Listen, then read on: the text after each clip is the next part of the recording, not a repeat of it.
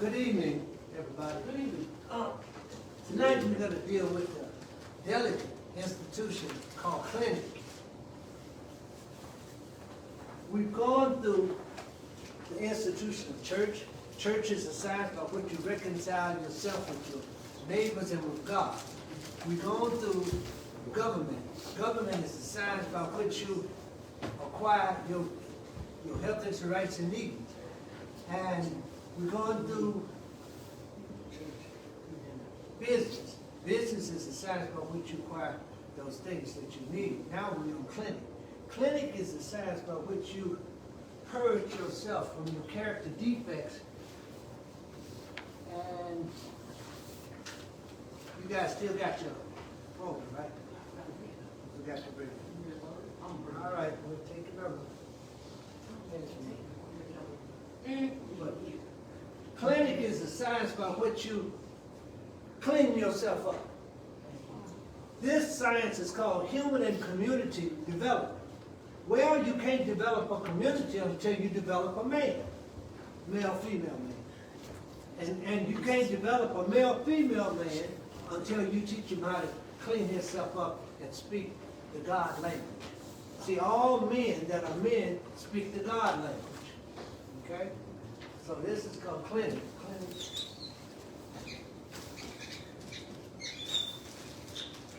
What do I mean by cleaning up your character defects? Well, you got to take a biological fast and a psychological cleanse. Why a biological fast? Because I don't care how good you are or what you think of yourself, you cannot arrive at the truth eating flesh. You cannot. You can try it and you can make excuses for your behavior. But see, when a man eats flesh, it produces 5 things. Tension, lust, anger, fear, and tension, lust, anger, fear, and mucus. And with these, that's good age. Right on time, man. So, when you eat meat, it produces these 5 things. It produces tension, lust, anger, fear, and mucus. Yes, ma'am. This is a famous rapper named Redman. Yes, yes, ma'am. He said recently that he fasts from having sex and smoking, and he feels like a new person. Well, yeah. He ain't had did neither one in 2 years. Right, but So those it's are like slave trials. catchers. Yeah, those are things that put you in slavery. Right. Yeah. He feel different. He said, I feel like a new person. Yeah, and I can understand that. Yeah. Because Yeah. tension, when people have a lot of tension, they can't tell the truth. You know, they can't tell the truth. And when people have lust, they're on the hunt all the time. Lust in your body, you're on the hunt all the time. Cause you see, if you got lust in your body, I don't care how you hide it, you can suppress it, but it's got to come out. Can't no human being suppress lust. You know, we act good, but hell, we ain't good. We like to act good, but you can only suppress that for so long. The real you got to come out, and if you ain't stop eating flesh, that lust gonna come out. First woman walk past with a dress up to here and they ain't got no panties on. It's gonna come out. And it happened to all of us, males and females. See, men don't think that women get lustful. Women more lustful than you are. Yeah, your hormones, yeah. So, anger, and we get mad about that damn lust. We do, yeah. And see, and you can know why speak to God language with this stuff in you. You can't. So the first thing, man, you got to take a biological fast, clean himself up from that meat. And when he cleaned himself up from that meat, he could then start working on his character, defects. What's the character defect? That's my woman. You crazy. She's just a woman. You don't make women. That's a character, mental character defect. Because you can't own women. See what I'm saying? What's another character defect? It's when you're going around jumping on folks all the time. That's a character defect. So you got to clean all of that up. When you go around telling lies, those are character defects. You got to get that up out of you. Don't that go along with the 7 deadly sins? Yeah. 7 deadly sins, those are character defects. But you can't get none of them cleaned up out of you until you get off flesh. See, when you get off flesh and start eating what God told you. See, for instance, you may have a son now, and you tell your son, I'm not doing nothing until you do what I told you to do. You may say that in your house. Tell your older son, I ain't doing nothing, little Alpha. I ain't doing nothing until you do what I told you to do. Well, God's the same way. I'm not going to bless you, and you not doing what I told you to do. See what I'm saying? And then there's a passage in the Bible, acknowledge God in all your ways, and He'll direct your path. And then in Genesis 1:29, He said, I told you to eat this. Every green herb bearing seeds upon the face of the earth, this shall be to you for meat. So now, you want God to do something you ain't willing to do. Go ahead. So it's some truth behind what you're saying. And Oh, I use art as an example. Yeah. Because you know, the life expectancy is supposed to be like 78, close to 80, right? That's what Right. they say, the normal person live that long. Yeah. Well, Art don't eat any meat. I mean, you know, he eats sauteed sweet potatoes and Who does? Art. He don't eat it at all. Okay. But he really moves faster than me. Okay. You know what I'm saying? He's like 40 years old. Yeah. But he don't eat no meat. Right. You know what I'm saying? So like he's proven to me, and he work out. Like Yeah. I'll be on the phone calling him, like I'm about to go do this walk before the sun go down. Like he really, no, he for really like really don't eat meat, eat Yeah. vegetables. In his doctor's orders, but I'm just saying, because he had to go in there and cut his leg because of some clock stuff. Yeah. So he's had to stop eating. He said either eat that or you die. So he's made a choice. Because when you eat But flesh, he can move faster than me. right. When you eat meat, what it does, see, meat like got grease in it. That grease go into your system, and when your body cools it down, it goes in hot water. But when your body cools it down, it starts coagulating. And when it coagulates, it go into your bloodstream system, in your veins, and it starts blocking it up. Blocking it up. And then you got a cut, that stuff out of you. So when you stop eating meat, well, when you eat meat, these 5 things happen. Tension, lust, anger, fear, and mucus. Now y'all know, now you can't argue this one, because you know we go around trying to hark that mucus out. You know we do, blowing it out our nose, harking it out. Our body's trying to get rid of it. See, but vegetables and stuff, they don't have that mucus. So if you don't put mucus in, you ain't got to take mucus out. If you don't put flesh in, you ain't got to take mucus out. But let me go. So character defects. So we got to take a biological fast. What do you mean by fast? You got to go some days to clean your body out. And when you clean your body out, surprisingly, the longest I went was 16 days without eating anything. And to clean, then I got that bentonite and colon cleanse to clean my colon. So you clean it all out, and then your blood, you purify your blood too. Because you ain't got all those, those, what you call is in your blood. And so when you start getting good blood, you start thinking. See, people in the school district, they had a class. They thought they could teach kids to think. But they can't teach, you can't teach thinking. Thinking come about as a consequence of what shape you in. What they was teaching was deductive and inductive reasoning. They wasn't thinking, teaching thought.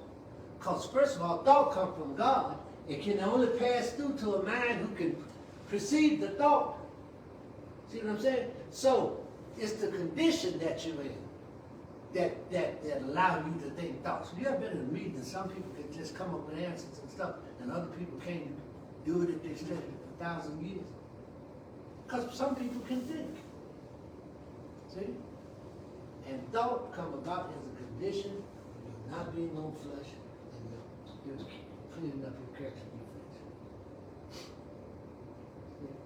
Now, So the eating of meat is an addiction. it's addiction, yeah. It's like drugs. It's like drugs. And also eating meat, you know what it produces? Imagination. It produces imagination. And in Genesis, what did God say? After people ate all the meat, God said, what? I will no longer destroy the world because of man's imagination. He got imagination from eating flesh. In other words, it's like this. Hey man, look, the cow made of meat, you made of meat. Meat eating meat ain't right. And only the animals we eat is animals that don't eat meat. Cow don't eat meat, you eat him. See? The animals that don't eat meat, that's the ones we eat. But still, God said don't eat them. They got families too. So I asked Reverend Bevel one day, I said, Reverend Bevel, what about a rat? Can I eat a rat? He said, the rat got a family too. See, he don't want you to break up his family. You know what I'm saying? And so, but when we become this clear and clean, we can see that's which is on your brochure, that strategy, the human and community development apparatus. You can see that just as clear as day. But until you get yourself in a position that you can see it and comprehend and understand, you can't see it. And God, what God do, if you ain't right, He locks knowledge away from you. He locks knowledge. You get your blessings based upon the condition you in. Some blessings, if God gave you certain blessings, you couldn't receive them nowhere. Say God right now, give a person who dropped out of school, give a person money. Say give them millions of dollars. They ain't gonna do nothing to throw it away. Because they don't know what to do with it. You got to be ready for the gift when God gives it to you to use it correctly. Now see what I'm saying? So clinic.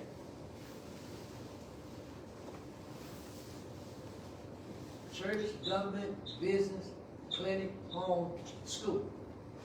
And when you clean yourself up in this, you can really see all the church, the government, the business, the home, and the school, and you can comprehend that all of that business. And when you comprehend that, you set out in a precinct or a nation to build your government based on these institutions. You can't even see how valuable these institutions are until you get clean. See what I'm saying? You can't even see how important they are until you get clean. Or until you go to God, and then God will get there. See, God's given every good and perfect gift. He exposes knowledge. He gives you knowledge. When you arrive upon the truth, God gave it to you. Because the devil ain't in no business handing out truth. Like Trump, he ain't in no business to tell them no truth. Yeah? So when God gives you that truth, that's because you sacrificed something, you did something, and then God. You know the greatest thing of all on this face of the earth? What's the greatest force on this face of the earth? What do you think it is, Maybach? The greatest force on this face of the earth. Can't nothing beat it. It don't have no rivals. Electricity. What is it? Electricity. No. You can't see it, you can't touch it, Air. but it surpassed all time. It's the greatest thing on the face of the earth. Air. Ain't nothing beat it. Air. Air. Air. No, it's not air. Love. Ah, there you go. There you go, baby. See, and like Jesus told Peter, no man gave you that answer. That answer comes straight from God. Love. It's the greatest force on the face of earth. It don't have no rivals. It establishes itself for itself. It don't need your approval. It just is. It's the power of is. Love is. And yet, a lot of us, when we talk about love, we talk about lustful love. We don't talk about spiritual love, divine love. The things that make you do what God wants you to do without anybody asking you is that you just give. And you know what? And you don't have to justify it with nobody. You don't have to rationalize it with nobody. It just is. Ted, it just is. Love just is. Can't nothing stop it. Can't nothing defeat it. But when it's in your heart, it guides you to do what you have to do. And when you clean yourself up and then plant love, you the boss of the universe, bro. White men can't stop you. No forces on earth can stop you. If you do what you want, doing out of love and out of the will of God, you're the most powerful thing on the face of earth.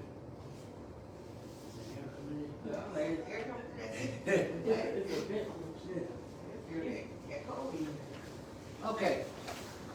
So how do you clean yourself up? How do you take the care?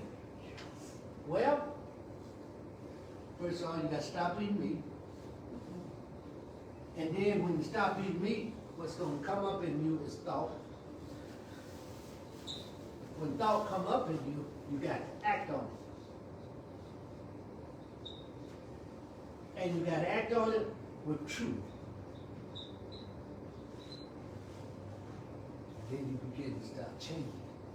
Now, at this point, people may not like you. Oh man, that nigga just hang out and drink together. That nigga think he better than people now. No, we used to take a toke every now and then. Now Jojo don't want to take a toke. Because it's changing. He's evolving into a new being. See? Stop eating meat. And then that's going to produce a thought. You act on the thought and you start being truthful about what? About your health, rights, and needs as they relate to your church, government, business, clinic, home, and school. And then you can begin to see a brighter reality. See, when Bevel showed me this copy of the prayer, that the prayer had 6 laws, 6 sciences, 6 institutes, and 6 tribes. I said, man, where you get this from?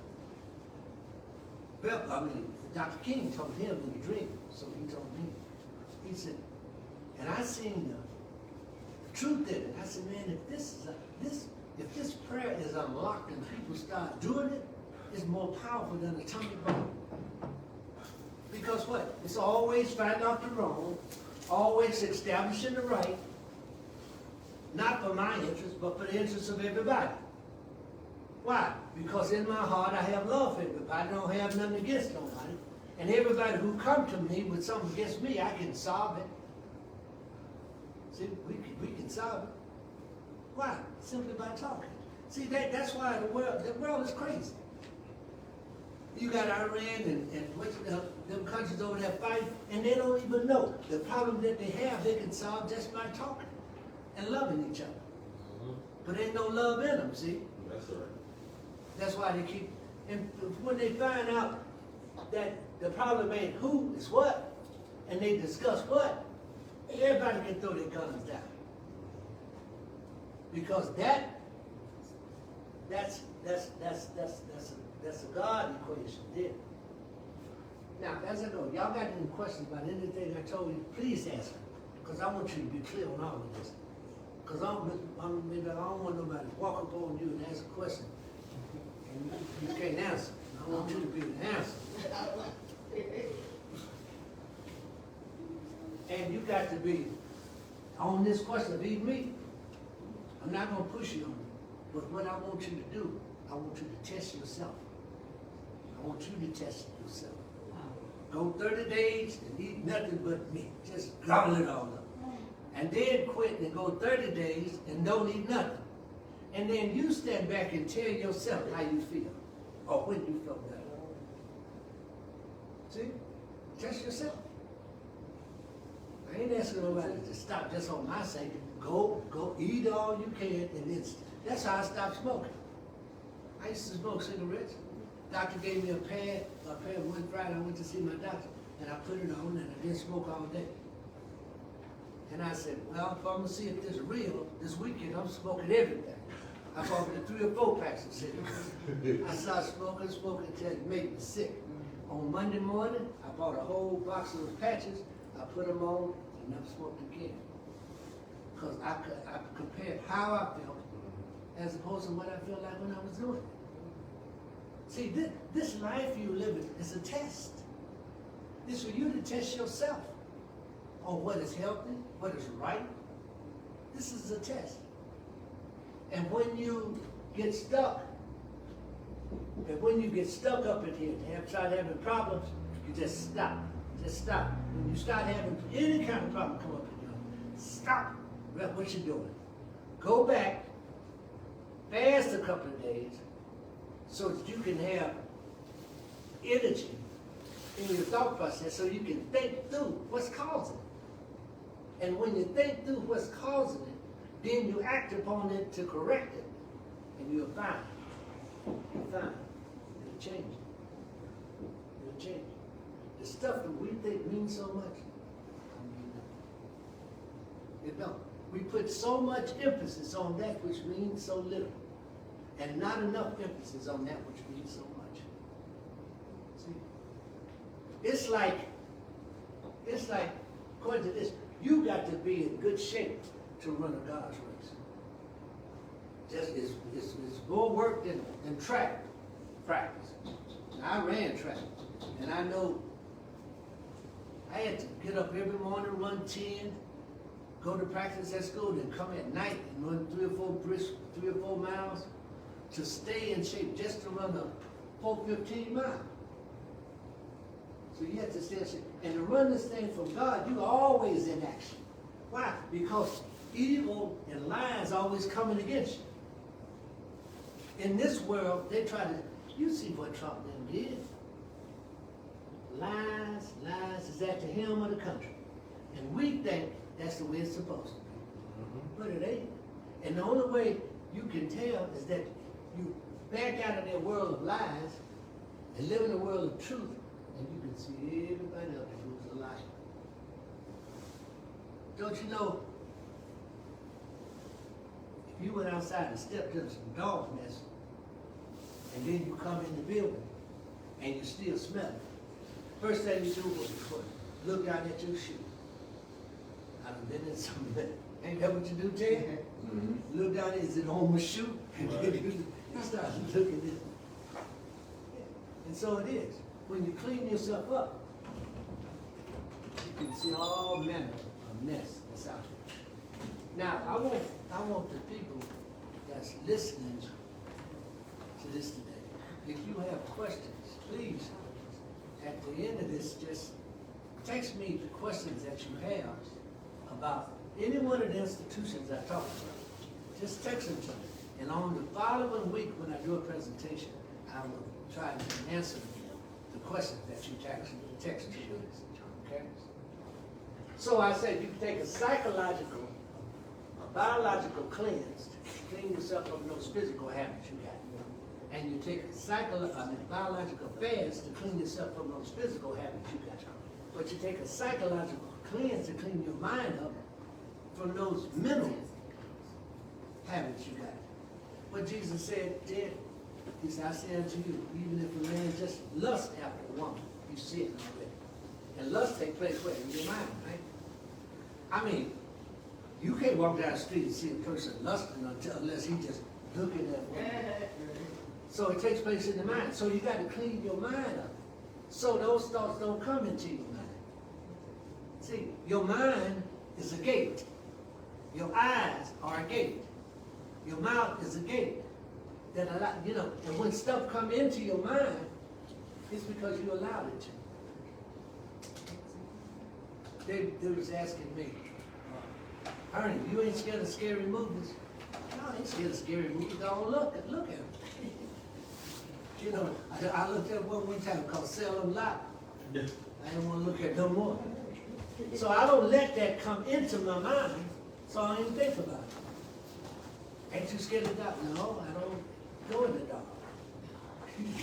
You know what I'm saying? Certain things you just don't do, and you don't let them into your gates, you know. And the scriptures say catch you every thought. Yeah. Yep, every thought. Every thought. So, basically, when we get angry with someone, we think it's the other person. We always think it's the other person. I'm mad at you. I'm mad. No, it ain't the other person. It's you. It ain't never the other person. It's you. Because what can this other person do to you to make you act out of character? It's you. What is it that you don't understand that you haven't arrived at a thought that surpassed what you're thinking about? It's you. It ain't that people make us angry. We walk around with anger in us. Man, he just pumped into me. Oh, so what? It's just a little bump. But we walk around with anger in us. We walk around with fear in us. Man, that's some guys that did it. That's some gun. We walk around with mucus in it, spitting all over the ground. We walk around with tension in us. This is just in us when we eat flesh. It ain't that nobody made you mad. You walk around mad. And then, who are they to say you ain't problem? You can never be no one's problem. What you have is a situation where a person haven't worked it out in themselves who they are, what they're about. And if the situation makes you mad, then that's a sign for you to go down, go back, sit down, go back through your process and find out why you're upset about that. I used to own one named John Earl. Every girl I went with, he was following behind me and trying to talk to me. I said, you trying to take my woman? Until I realized I can't own them. So John Earl got just as much right at him as I do. The problem is that I go to the woman with a plan and a process that's intelligent enough for her to follow, to choose me over John Earl. That's all that is. Did I produce intelligence for her to look at me so she will look at John Earl? I ain't got no right to be mad at him. The problem is mine. The problem is always yours. Yes. I read this, and it made me think about my life. Okay. It says, a child's first enemy is an unhealed pain. That's true. That is absolutely true. Because, see, let me show you something. When a child is a baby, that parent, to him, is his God. It's his God. It's his God. And if she teach him wrong, he thinks that's right to do. See? First thing a baby sees. Now, maybe you know when she was born, first thing she saw was your eyes. First thing she felt was your hands, changing her diaper.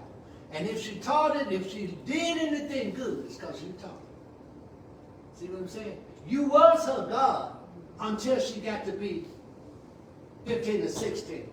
And then she started acknowledging God for herself. Now she see that you still her mama, and both of y'all had the same God.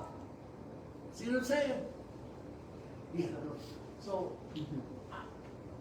So the thing is, I have like history in my family and people I know, Okay. where like when the parent was like a teenager. Right. So basically that's still a child because you're not even an adult legally until you're 18, right? Right. So the pattern is like, especially mother and daughter don't get along when that parent was young and they raised it. So I wrote a poem, in my poem I say, what you see is mother and daughter, but the reality is they growing up alongside one another. Side by side. Yeah. So that's why it's like we really growing up together. I grew up with my kids because I had them so young. You know, we grew up together. Right, because in truth, everybody's just brother and sister. In truth. Your dad and your mom is your brother and your sister. In truth. Right.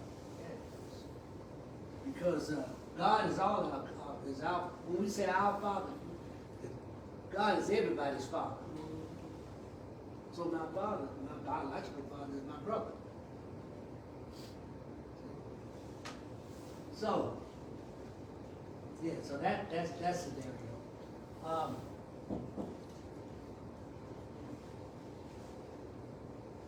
In the Bible, it talks about all of these things.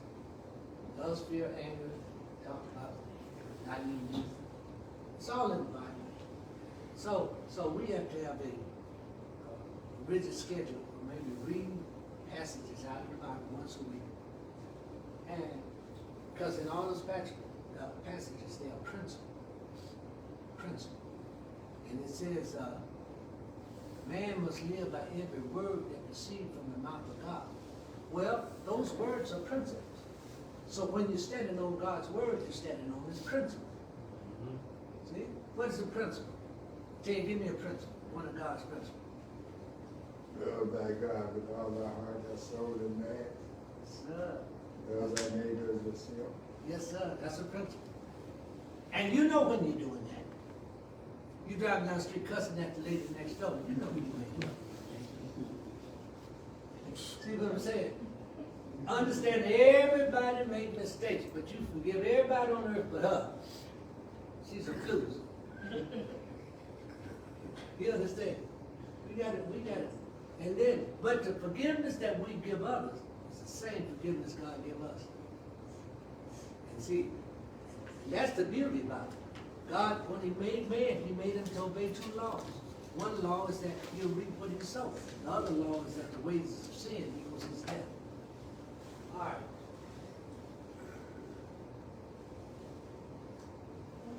Psychological defects, you have to clear those up. Those are the ones you don't. Biological defects, those are the ones you do. And you have to clean all those defects up. And times something go wrong. And you know what? Let me say this and I ain't gonna be too long. But let me say this. Anytime a problem come up in your life, first thing, don't ever run from it. Don't ever run. Because if you run from that problem, you would never master it. You stand still, so okay, I got a problem. I know you'd be worried about how you're gonna come out. But understand that if you don't run, you're always gonna come out all right. You're gonna always come out all right. But you can't run. I got an example. Whether I was young, I had my first place. Okay. And my mother would come and check on me. She said, "How you doing? You doing good? You paid your utilities?" And I was like, "They called." She said, "Don't run from them. Call them and tell them you got $15. But don't run from them, because if you ignore them, you're going to be here with no lights. Call them and say you got 15 on." Right. And it worked. They just want me to communicate. They don't want me to not communicate with them, and they keep my little stuff on. Right. And that's what I've been doing ever since I had my first place. I called, oh God, let me call them. Look, the paper said they gonna cut it off Monday. Listen, I have a story. I got a story every time. Look. And if that don't work, I'll hang up and call the next one. I'm gonna pay it, but can y'all give me one more? And they work with me. I ain't never called utility people that ain't never worked with me. And if that person didn't work, I hang up and I call back. I told my kids, call first thing at 8 o'clock, and if the first person don't work, call back. They work. But if you run from it, you'll never learn self-discipline, nor will you ever learn how to resolve problems. One thing, and then, see, when a problem comes, it's come for a reason, for you to learn something. Everything happened to you in your life is for you to learn something, or for you to learn it and move up a little higher. See? But if you run, you ain't gonna never see the end, the conclusion. So, I told God in a prayer, We ain't talking. I tell you, we been talking, y'all won't come to his workshop no more, cause he crazy. But I said, God, in the prayer, I said, look, man, when I first come to Cleveland, I didn't have a job, I didn't have no money. I said, look, didn't know nobody. I said, look, didn't have no place to stay. So I arrived here early in the morning. I said, if you God, I will be established in this town. Didn't have nothing, didn't have nothing to eat, didn't have nothing. So the truck driver that brought me here dropped me off on 22nd in Prospect. And I was just walking the street, and I looked up and I seen the sign said Minuteman. I went over to Minuteman, they hired me, I went to work that day. When I come back and got my check from Minuteman, I looked up and seen another sign that said YMCA. I went to the YMCA, paid them $7 for the room that night, and ever since then, I've been just. So God is real, man. He ain't nothing to play with. I'm telling you, he's the energy of the universe, and all he wants for you to do is be sincere in your heart. But I told him I made a promise. I'm not gonna sell no drugs. I'm not gonna sell no drugs to live, and I'm not gonna hurt nobody to live. I'm just not gonna do it. So if I have to live like that, you might as well kill me now. Take my life now. But I'm not gonna violate nobody. I'm not gonna steal their stuff. I'm not gonna allow the folks to live, to exist on this earth that you put me on. And I'm your son. Why would you have me violate my right to live on this earth? And he said, "God, son of man," he said, "No, you sure?" He said, "You sure?" Hey, yeah. He said, "You sure you gonna live like that?" I said, "I'm sure." He said, "Okay, then if you stay like that, I ain't established." And y'all see now, I ain't baking no bread for nobody. See what I'm saying? God I ain't never had to sleep outdoors. See? He's truthful with his word. We just gotta be truthful with ours. And the only way you can be truthful with your word is that you got to come out of this world with flesh eating, and lying, and whiskey drinking, and present yourself as a living sacrifice. A workman need not be shamed, rightly dividing the word of God. That's our reasonable service. And that's our reasonable, thank you. Yeah.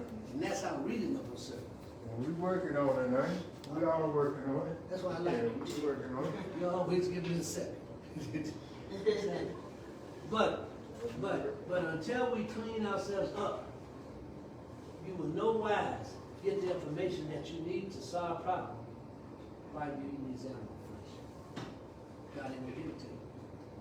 Because he done set a precondition in the beginning. See? I've given you every green herb, which is among the face of the earth. This you shall be from me. And then you go on in the Bible and tell you not to eat it. See, on the day that you eat it, you'll surely die.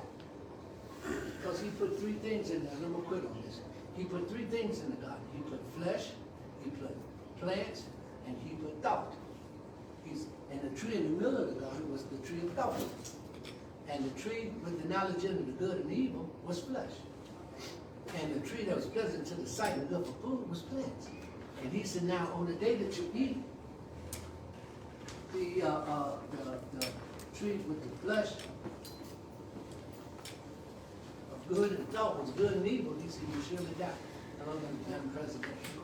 When I told me you ordered this way, I've been looking for you. Yeah, right. All right, right there. Anybody got any questions? Because I know Brother Man, he had something he wanted to say to us. And then, Al, you got something you want to say too. What interested me was So I'm done. I'll see y'all next week. when you said about the your child and you. That question. You said not what now? Repeat that again. The question you said about the mother and the child. Right. When a child is born, when he's that young, his God is not that God. It's that God. He's still, yeah, that's still. But what he sees as his God is his mom and his dad. They're his God.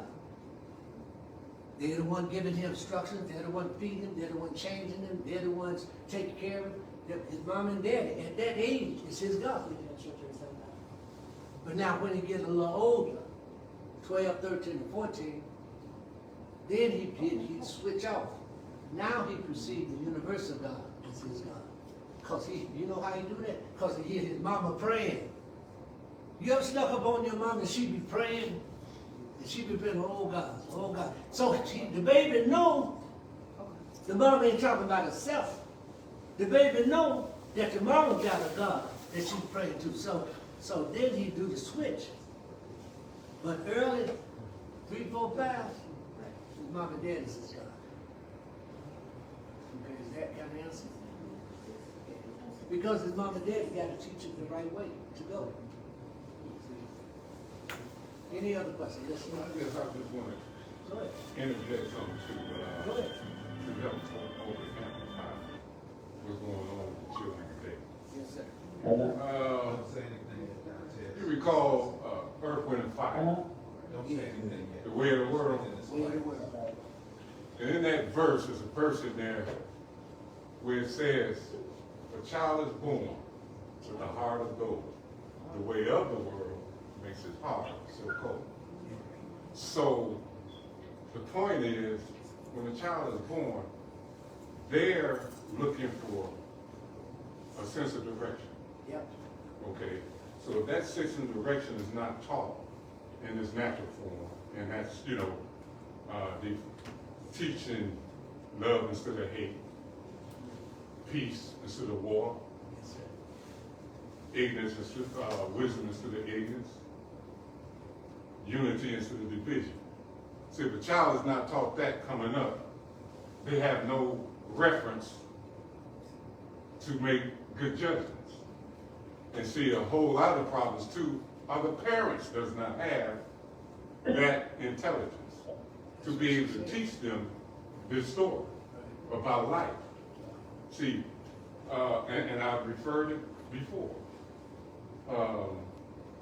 Proverbs 13:14, where it says, the law of the wise is a fountain of life, to turn one away from the snare of death. Now it says from the snare of death. So how you interpret that? How you keep from death? Poor, weak, and ignorant ways leads to death. And if they're not taught this sense of direction, then that's where, see, the law of the wise come in. Say, is it wisdom to hate? Is it wisdom to enhance division? You see where we're coming from? So that direction was lost as they were coming up. They get in school, they taught these different things. Really they taught a whole lot of deception or counterproductive thinking, not critical thinking, to be counterproductive. This is why our children today, they listening to this music, they turn on the radio, all these snares are out there giving them an identity. And they absorb that identity. Why? Because they have no historical background to relate to say, hey, this ain't right. This ain't right for us to be, for instance, going to the back of the bus and white folks sits on the front. It's not, in that city alone, this city here, when we fought for issue 32, everybody remember issue 32, we was trying to get money to help community leaders to help infiltrate the problem. They didn't do it. We had a meeting downtown with the city council. Remember the time when it was about all the groups went down there? And it was about us getting money from them. It was supposed to have been some money put aside. And I think that's the money they used to do the west side. Right. We, all groups, you had people down there from the health, a drug addiction, you have black on black crime. You have all these leaders that has a contribution, and they telling us we don't have enough intelligence to be able to handle that kind of money. This was the story they gave us, but yet they say they lead us. They represent us. African American Museum. Why is it struggling? Those are black folks sitting up in that City Hall. Why don't we have the African American Garden in order? Those are images that our children need to know about. And they dragging their feet and they call themselves black African American. Them niggas. Real live Negroes. I don't even like to use the term nigga. But the fact of the matter is, they claiming that they represent us and they don't. Because Ernie, I used the term that you had when I was taking that class, we was over there at the motel. When I was taking that precinct council thing with you, these things kept in my mind, our health, our rights, and our needs. They're not representing us on that behalf. We should not have to go beg City Hall and nobody else, especially when they're black folks, down there about, hey, our needs. Y'all know what the problem is. Why are you sitting on your butt and talking about, well, y'all ain't saying nothing? We don't have to say nothing, it's obvious. You take all that money and you pump it on the west side and you give us cameras over here to spy on us. Yes. No investment, the term I used before. You build a house. If you don't take care, invest in that house gonna fall apart. And it's the same thing with our children. Yes, sir. If we don't invest in them, they're gonna fall apart. And this is what's jumping off in our city and throughout this country. Yeah. Because we put all this confidence in these daggone leaders, and they have no return for it but BS. So, my position is this. If you're not sentimental, and these some of the words that Martin Luther King used, if you're not sentimental and anemic on behalf of our health, rights, and needs, you do not represent us. If you are reckless and abusive on behalf of our, excuse me, I've been dealing with a cold. On behalf, if you're reckless and abusive on behalf of our health, rights, and needs, you do not represent us. This is the type of behavior we have to establish and let the public know, hey, we don't have to take this. We are God's children of God. We have to make that supremely clear to them. We are children of God and you have no business treating us this way. That goes for black, white, anybody. The way them fools are acting nowadays, we have to stay on our toes. Al, let me tell you this though.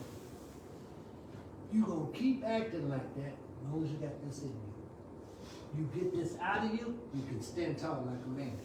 Why? Because you don't have no fear. You ain't mad at him. See, you ain't lusting after his daughters. They're in college. They try to throw white women on you. I don't want your woman. And then you got to get this up out you before you can even realize you have a presence. But if you keep doing this, they'll keep you treated like they treat you. If you don't get it all up out you, start working on it. Start working on it. And as you start working on it, you'll see the beauty of yourself coming to fruition. I'm gonna end it there. Okay.